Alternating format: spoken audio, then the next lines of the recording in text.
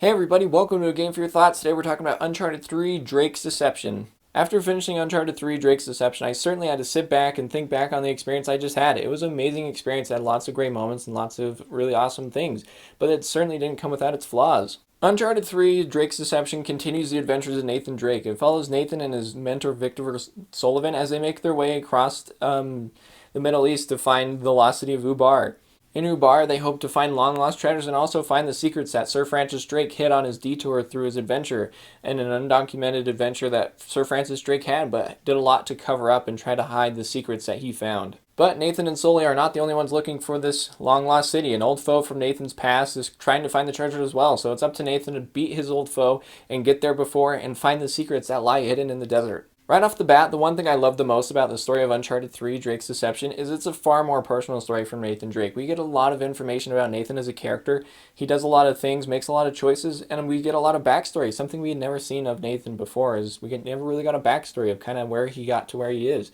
And so we get to see a lot of that. I really, really did appreciate that. It was a far more personal story for Nathan, as it really helped build his character more than I had already cared for him. And now I care even more about him because of all this new information that we got, and we learned a lot more, and we saw a lot more from his character himself, and it was really enjoyable. One thing that we did get to see a lot of is the relationship between Nathan and Sully. We have seen them poke fun at each other and spend some time with each other, but we hadn't really seen like a deep personal relationship between the two of them, and this game certainly explores a lot of that, and I really love seeing that. We got to see what this relationship meant for each character. We got to see what it meant to both of them, how far they were willing to go to help each other out, and I really like that, as it made it a really personal story for both Nathan and Sullivan, something that we really hadn't seen from either characters before, and that made this story really, really rad.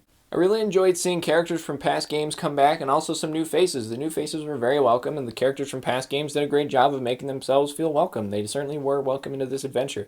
And I thought that did a great job, and I really appreciated the new villains. The new villains were really, really rad. They were definitely a lot more personal to Nathan instead of someone that just showed up and was like, I'm going to take that from you. These characters definitely had something a little bit more. There was a little bit more characters and history there that I really liked seeing, as it made this adventure a lot more tense and a lot more enjoyable. All the actors pull off an amazing performance. One that I really highlighted is the character of Sullivan. He did an amazing job performance-wise. It was something we hadn't really seen. He had a lot more personal moments. He was kind of always like, I'm the pilot, I smoke cigars, Nathan, you're an ass. And then he's like, I know. And so seeing Sullivan do something different, he was a little bit more personal. He's like, Nathan, I don't know if we can do this, but I'm going to stick with you the whole time. I was like, hell yeah, man. And so it was really cool to see this side of Sullivan, something we really hadn't seen before. He was always just kind of fun and cocky, and now he was a little bit more serious, a little bit more personal, but you could certainly see his father figureness towards Nathan. You could see that he wants to protect Nathan and keep him safe from danger, but also still wants to go on these adventures with him and help him find these lost treasures and just see the world. So it was really cool to see this different side of Sullivan that we hadn't gotten. The actor who portrays Sullivan did a fantastic job, so high praises to him. The writing in Uncharted 3 Drake's Deception is really, really well done. I mean, your charm and charisma that you've known and loved from the Uncharted series is back, and it's better than ever, just like it always is, and it's really amazing. But one thing that I really love is the writing, is they definitely made a lot more personal story for Nathan that I really loved. It just was really, really rad of how they brought it. Just from this point, the series had always been charming and fun, but also had its serious moments. But this game held a lot more person to Nathan and his character. Had brought a lot of choices on him that he had to make, and decisions that he definitely had to sift through.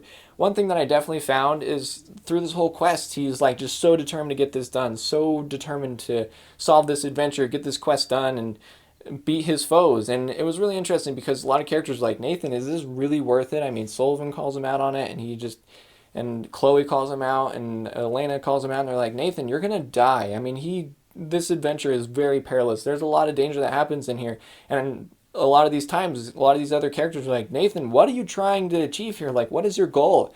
And one thing I found really interesting is he never really had an answer for it.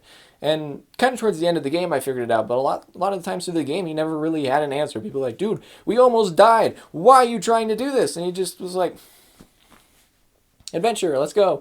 And it's like, okay, but why? And like I said, towards the end of the game, I kind of pieced it together in my own mind, but I don't think the game ever gives you a direct answer, and that was one of my biggest complaints, is through this whole game, it's just one thing after another, and all these characters are like, dude, Nathan, come on, man, what are we going for? And the game, I don't feel like ever gives you a direct answer, at least I didn't notice one, so if you did see one, please let me know in the comments, and we can kind of have a little discussion about it. That'd be really interesting. But in the end, I really enjoyed my time with the story of Uncharted 3 Drake's Deception. It was a really well put together story, and like I said, I just really loved the more personal side of the story for Nathan Drake and Sullivan. It was just really well put together. The characters are really well written, and the serious humor and charm is there, and the timing is really well done. The comedic jokes are just awesome, and they're really funny and great. And I just really enjoyed my time. The characters of the villains were really, really well put together. I certainly wish they had more story time, but you certainly felt their presence. You know that the threat was there, and I think this game did a great job of that. So all in all, I really enjoyed my time with the story. It's just my biggest complaint was that thing with Nathan having he never has a straightforward answer of why he won't stop this quest. Like I said, I figured it out. I don't really want to talk about it here for spoiler reasons,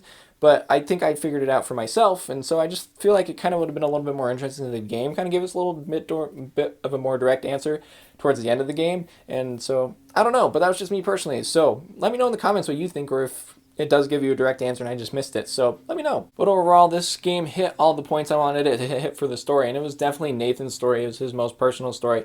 We got that backstory we hadn't seen before, and I really enjoyed it. So overall, I really enjoyed my time with the story of Uncharted 3: Drake's Deception. The gameplay of Drake's Deception is pretty similar to the previous two, but there are a few new additions, and like previous reviews I have with the action-adventure titles, I will break it down in exploration, puzzle solving, and combat. So let's start with exploration. So the exploration of Uncharted 3 certainly follows the formula of it's not broke, don't fix it.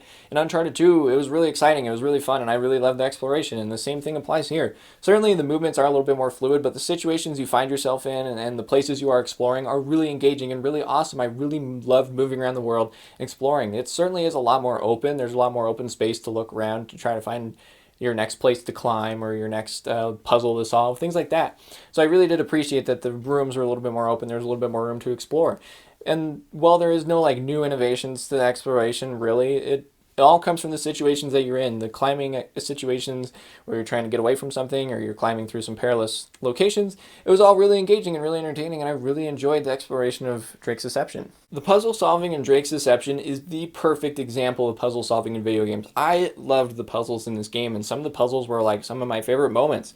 They were really, really well put together puzzles that I really enjoyed, and one or two of them, probably two of them I would say, are really hard. All the pieces are there, but trying to figure it out is really challenging. And once you figure it out, it is so satisfying. It feels so good just because these puzzles are so well designed. You had all the pieces, but trying to figure it out is really difficult. And this game just does a great job at this. I really loved the puzzle solving in this game, as it was nice and challenging. But it wasn't the game's bad design. It was me trying to figure it out what made it challenging. And I really loved that. It made it show that this is what puzzle solving in video games is supposed to be, especially in action adventure games. It just was really, really enjoyable. And I loved solving the puzzles, especially the one with the grid tiles, and you have to hold your torch around the room. It was really cool. I really enjoyed that puzzle, and it was really, really difficult, but it felt so good once I solved it. I loved how the solutions were never right in front of you. You certainly had to look around the room, use Nathan's journal, and find all the pieces to the puzzle to figure it out. The solution was just never super obvious, and I loved it. It made it so engaging, and I was always so excited for the next puzzle. The combat in Drake's Deception is really, really fun and really engaging. I really liked my time, and it's basic third-person cover taking shooting, and it was really fun. I really liked playing through the shooting sections because they were a cool change of pace. They were definitely a lot more fast. There was a lot more explosions and loud guns, and it was just really entertaining, and I really liked how these sections came about. They were really, really fun, and the situations you were in made them really engaging. I certainly found a lot of the combat sections to be a little bit more difficult than previous games, as a lot of the level design and the AI and the enemy types that the game introduces, especially towards the end, tended to make it a lot more difficult. It was definitely a lot more engaging. It made me think a lot more. I wasn't just having to cover and then shoot. I was having to move around a lot more, use my resources, and find the best guns for the best situation. And it definitely made the combat a lot more engaging than the previous games. It was certainly the best when I was able to take a step back, observe the area and the open combat environments, and find the best weapons and find the best kind of tactics to go about it. It was really awesome, as it just made this a whole lot more personal for me to try to find the best solution to the problem of these combat sections. And there are some really tricky combat sections, but the level design is really, really rad. It makes them really enjoyable. One extra gameplay thing is the awesome, amazing sequences of action and set pieces. They're very cinematic. In Uncharted 2 Among Thieves, I praised the action set pieces. They were really, really well put together. They were really engaging. They were really fun, and I really, really liked them. And Uncharted 3 takes it to the next level. These set pieces are over the top. They rival even the coolest action movies. They're just so so well put together, and the moments that it gets Nathan into are really, really crazy, and it's just over the top. It's just like, how did he survive that? Oh yeah, that's right, he's a video game character. And they're just really, really cool. There are some amazing moments that are going to stick with me. They were really, really well put together cinematically, and just the moments were really tense. And similar to Uncharted 2 Among Thieves, you're playing these moments, you're experiencing it, and it is so rad. Since this is a video game, lower your believability meter. Just have fun with it. It's really awesome, and for a video game, they're very well put together. They're very choreographed, and they look awesome. And like I said, you get to like experience it. For myself personally, the cargo plane moment was that was awesome. That was so cool. It was so well put together, and it was so exciting. And so yeah, these action set pieces certainly kick it up to the next level. They're very exciting. Lower your believability and just have a great time with it. Graphically, this game looks very similar to Among Thieves, but Among Thieves was very kind of like dark and mellow. There was like a lot of blues, and it was very just kind of a darker looking game. But Drake's Deception is a lot brighter. There's a lot more places and situations that you get into that are like out in deserts, or they're just in bright places. And this game certainly shows it off. They're very bright, they're very beautiful, and it's a very good game to look at. I really enjoyed exploring the areas, as they were just really fun to explore, just because everything looked really good. Everything was really detailed. The character models look awesome. They move really well. Everything just functioned really, really well. So technically, yeah, I didn't really have a whole lot of problems. No crashes, frame rate things. At the end, I had a few like AI problems, or like some dudes with legs were going like all crazy, and it was like really weird, and like bodies were like clipping through things. So it was a little funky kind of towards the end, which was really weird because I didn't have a problem with it at any other point. But it was still just a really enjoyable experience that I thought was pretty good polished. Like I said, those few AI problems at the end were a big thing because it only happened like once or twice. So overall, the polish was really well done. It had a good presentation. In the end, I really enjoyed my time with Drake's Deception. It was a really rad game. Most of it came from the story. I loved the story. I just loved how personal it was for Nathan and Sully. They just had a great dynamic, and their characters were really awesome, and it just was really well put together. The writing was really well done. The story was really fun to follow. The bad guys were really cool and engaging, and all the extra characters, the side characters, were really fun, and they were very welcome to the series. The gameplay was really, really engaging. It was definitely defined by those awesome puzzles and the crazy set pieces. It just was really well put together. I really enjoyed playing through. The combat was really fun and engaging. The puzzles were amazing. I really loved the puzzles. And then the exploration was just fun, and it just put you in lots of really crazy situations that were really fun to explore and try to get out. And just, it was really engaging. I really loved the gameplay. Graphically, this game looks amazing. Technically, it ran really good, except for those few AI problems. So really, overall, a really, really rad experience. That was really well put together, very polished, and looks really awesome.